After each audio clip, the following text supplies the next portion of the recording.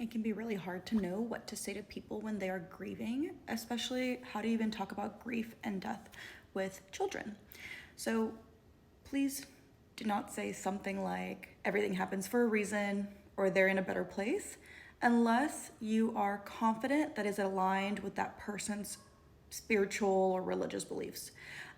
For many, that can be very invalidating. The number one thing we would recommend for grief is empathetic listening and trying to minimize suggestions, recommendations, any kind of platitudes unless they specifically request that from you.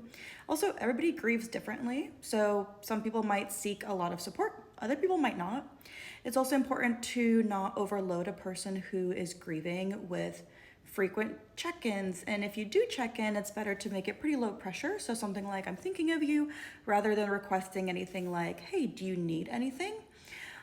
If this is a person you know well and know their structure and their routine, it could be a good idea to just offer something and do something practical. So instead of asking like, hey, how can I help?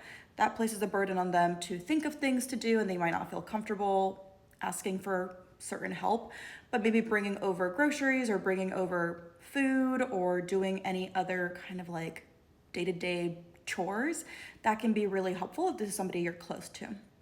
When it comes to grief with children, we encourage open and honest conversation at an age-appropriate level.